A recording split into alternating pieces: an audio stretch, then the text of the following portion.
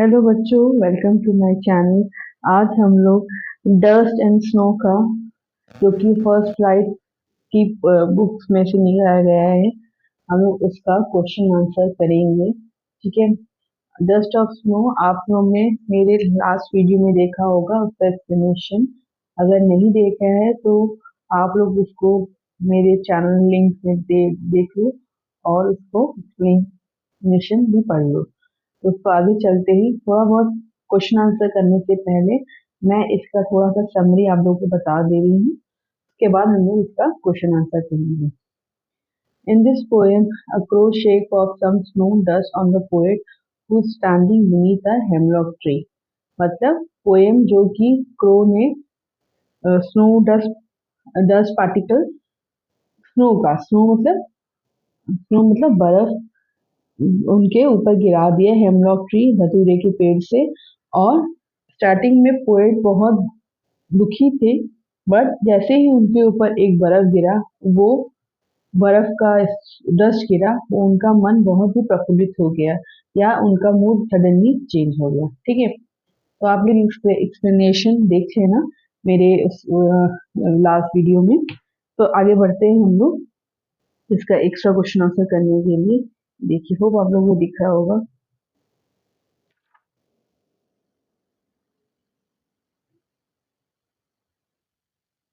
चलिए, इस स्टैंडर्ड से हम लोग करते हैं question answer. The way a crow shook down on me the dust of snow from a hemlock tree। अब इस, जैसे आप लोगों को एग्जाम में ये एक पैराग्राफ दे दिया जाएगा, उसके बाद आप लोगों को इससे कुछ क्वेश्चन आंसर लिखने के लिए, एक्सप्लेन करने के लिए बोला जाएगा।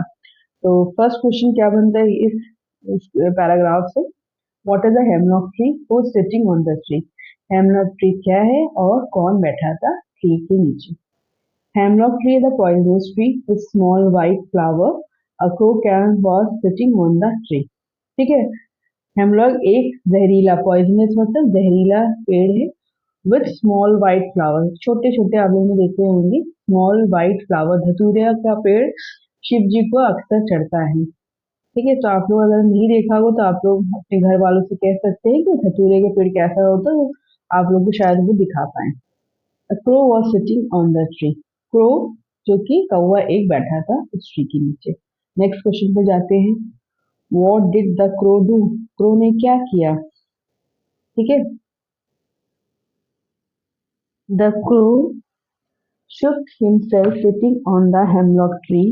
As a result, the snow particle fell down on the poet who was standing under the tree in a sad mood। Crow ने क्या किया? वो शुक हिमसेल्फ, शुक अपने को हिलाया, जैसे चिड़िया अपने से, देखा होगा आप लोग, अपने आप को झटकती है, उसी तरह हेमलॉक ट्री पे बैठा। एज अ रिजल्ट, उसका क्या रिजल्ट आया? Snow particles fell down on the poet. Snow की जैसे पार्टिकल, छोटे छोटे बर्फ, छोटे पेड़ के ऊपर, वही बर्फ उनके पोएट के ऊपर आके गिरी, और उनका मूड सैड मूड, वो standing under the tree is in sad mood. ठीक है, उनके ऊपर आके गिरा। नेक्स्ट बढ़ते हैं। Have given my heart a change of mood. इसका एक्सप्लेनेशन के देखिए आप क्वेश्चन बनता है, जिसको देखिए। What does my heart refer to? What is the figure of speech used in it? It has given my heart। तो बोलता है हार्ट से क्या मतलब है? My heart refer to the heart of the poem. किसके हार्ट के बारे में बात हो रही है? यहाँ पे पोएट के हार्ट के बारे में बात हो रही है। The figure of speech used in has given by is alteration। इसका हम लोग आगे पढ़ेंगे लैंग्वेज में, आप लोग को पता होगा। As in involve the repetition of constant sound h in the word has and heart। What are the, ठीक है, has given my heart। What is the figure of speech? h से figure of speech क्या हो रहा है? h से word has हो रहा और heart हो रहा है। क्लियर? नेक्स्ट चलते हैं हम लोग अगले क्वेश्चन की ओर। What does a change of mood refer to? क्या रेफर बोला गया है changing? Change of mood refer to transformation in the mood of speaker from sadness to happiness. जैसे ही वो बर्फ गिरा उनके ऊपर तो वो सैडनेस से एक हैप्पीनेस की ओर उनका सडनली मूड चेंज हो गया। क्लियर? वो आप लोगों को क्लियर हो रहा होगा। नेक्स्ट चलते हैं। Shook down on me the dust of snow. Shook down on me the dust of snow. अच्छा, इस पैराग्राफ से क्या क्या लाइन बन रहे हैं तो हम लोग देखते हैं क्या क्या क्वेश्चन बन सकते हैं। Name the poem and the poet of given line. What does the poet talk about in this line. ठीक है,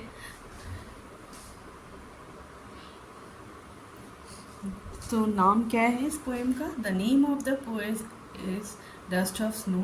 the poem has been written by the poet Robert Frost. The poet talks about the falling of dust of snow on him in this given line. ठीक है, clear? Hope you clear ये वाला question आप लोगों को। Next आगे बढ़ते हैं।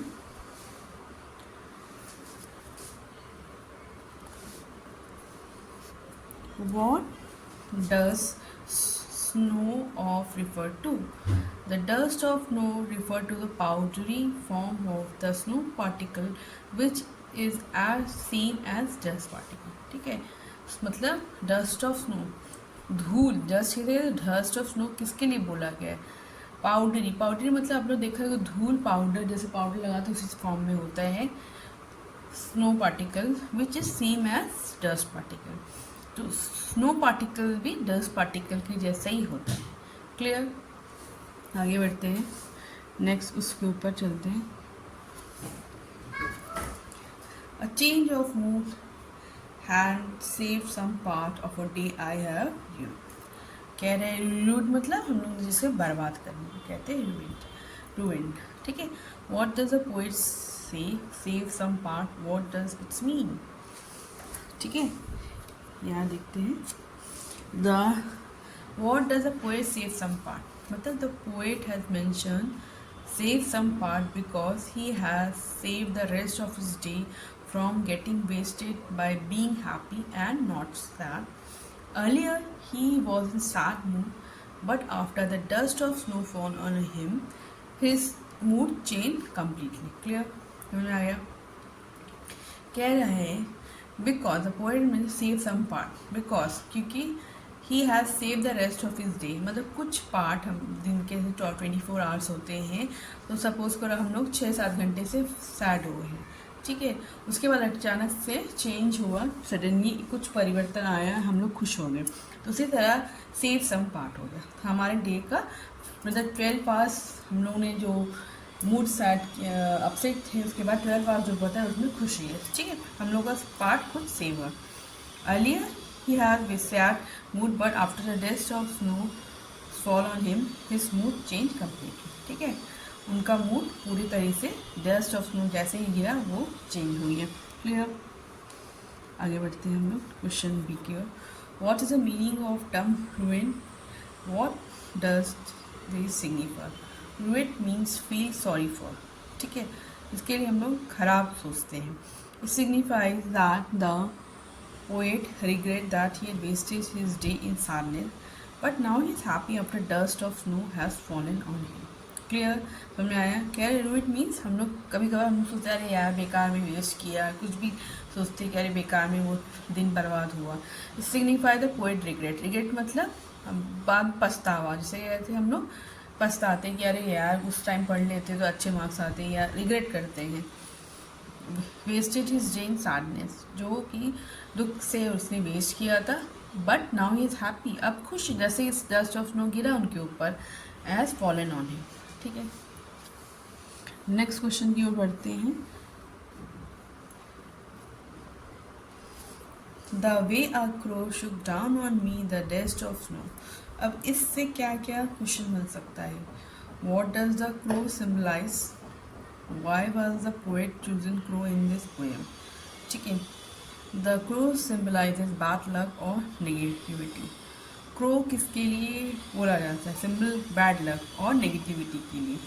But in this poem, the poet had chosen crow to show that the negativity thing, which is a sign of bad luck, can be used as a symbol of good luck or happiness. ठीक है, कहते हैं crow जो हम लोग negativity के लिए मानते हैं उसको भी कभी कभी पॉजिटिव में लिया जा सकता है. ठीक है, but in a poem his poet has chosen crow to show that the negative thing which are sign of bad luck can be symbol of good luck or happiness.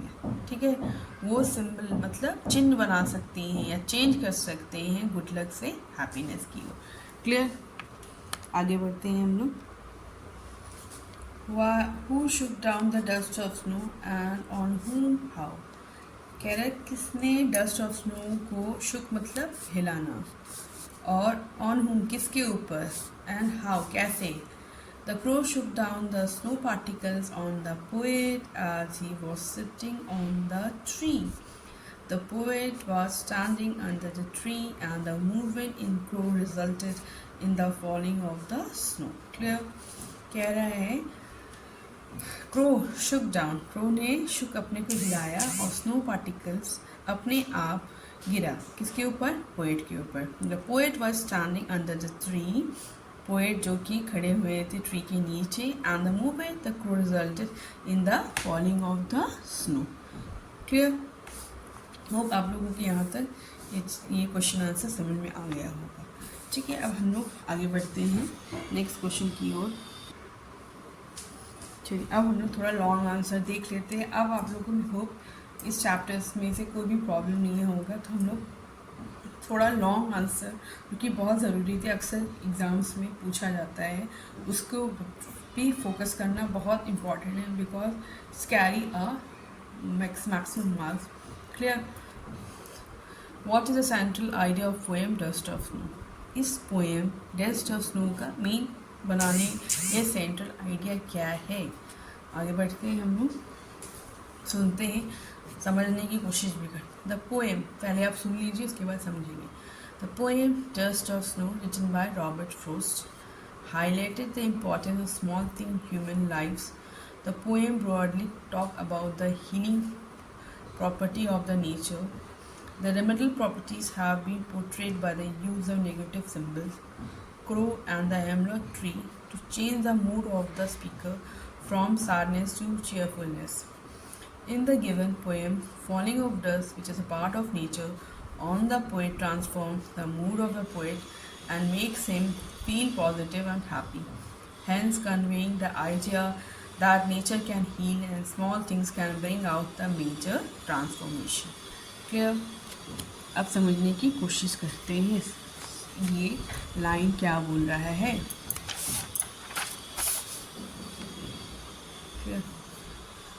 The poet Dust of written by Robert Frost highlight the importance, मतलब importance करा रही है, मतलब highlight करा रही है small things, छोटी चीज़ें इन ह्यूमन लाइफ. मतलब कुछ भी छोटी चीज़ें हमने जिसको हम लोग सोचते हैं अरे यार कोई बात नहीं, वो चीज़ें भी हाईलाइट हम लोग कराने की कोशिश करा रहे हैं. The poem broadly talk about healing. Healing मतलब जैसे चोट लग जाती है उसको, उसके जब घाव भरने लगते हैं उसकी हीलिंग कहते हैं. प्रॉपर्टी ऑफ द नेचर, क्या स्नो क्या है, स्नो क्या है, हम लोगों का नेचर से बना हुआ है, तो प्रॉपर्टी ऑफ द नेचर है. The remedial property have been portrayed by the use of negative symbol.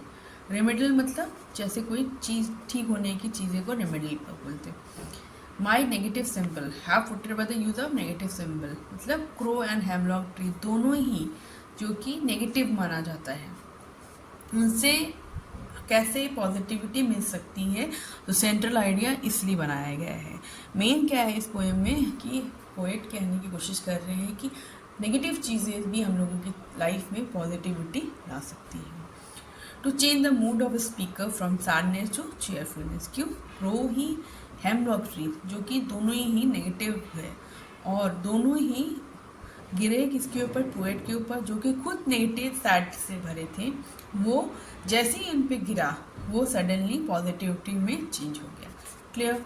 In the game में falling of dust which is a part of nature on the poet transfer the mood of poet and make him feel positive and happy. Hence conveying the idea of nature can heal, मतलब nature can heal, small things can bring out major transformation. मतलब छोटी भी चीज़ें, एक just मतलब छोटा particle snow, dust of snow उनके ऊपर गिरा और सडनली उनका मूड चेंज हो गया। क्लियर? Transformation of day. ठीक है, अब होप आप लोगों को ये क्वेश्चन आंसर बहुत ही मतलब फ़ायदा दिलाने वाला है। आप लोग इसको चैप्टर को थरोली एक बार और पढ़ो, और नेक्स्ट अगर मेरे वीडियो अच्छा लग रहा होगा तो please do share and subscribe करना ना भूलें। क्यों? क्योंकि आप लोग शायद मेरे लिए भी थोड़ा पॉजिटिविटी ला सकते हैं मेरी लाइफ में। Thanks for watching. कीप